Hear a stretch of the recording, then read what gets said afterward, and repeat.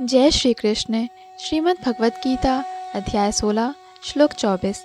तस्मात् शास्त्रम प्रमाणम ते कार्याकार व्यवस्थितौ ज्ञात्वा शास्त्र विधानोक्तम कर्म कर्तुम मिहारहसि। इस श्लोक में भगवान कृष्ण अर्जुन से कहते हैं, अतएव मनुष्य को यह जानना चाहिए कि शास्त्रों के विधान के अनुसार क्या कर्तव्य है और क्या अकर्तव्य है। उसे ऐसे विधि विधानों को जानकर कर्म करना चाहिए जिससे वह क्रमशः ऊपर उठ सके। अर्थात जैसा कि 15वें अध्याय में कहा जा चुका है, वेदों के सारे विधि विधान कृष्ण को जानने के लिए हैं।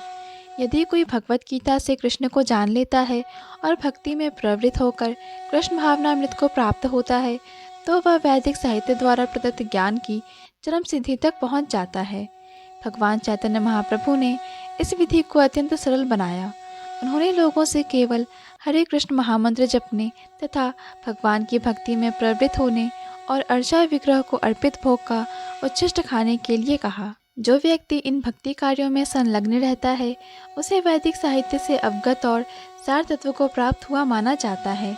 निसंदेह उन सामान्य व्यक्तियों के लिए जो कृष्ण भावना भावित नहीं होते या भक्ति में प्रवृत्त नहीं है, कारणीय तथा अकारणीय कर्म का निर्णय वेदों के आदेशों के अनुसार किया जाना चाहिए। मनुष्य को तर्क किए बिना तदनुसार कर्म करना चाहिए। इसी को शास्त्र के नियमों का पालन करना कहा जाता है।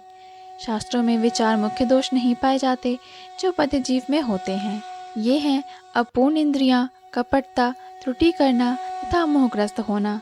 इन 4 दोषों के कारण बद्ध जीव विधि विधान बनाने के लिए अयोग्य होता है। अतएव विधि विधान जिनका उल्लेख शास्त्रों में होता है, जो इन दोषों से परे होते हैं, सभी बड़े बड़े महात्माओं, आचार्यों तथा महापुरुषों द्वारा बिना किसी परिवर्तन के स्वीकार कर लिए जाते हैं। जय श्री कृष्ण।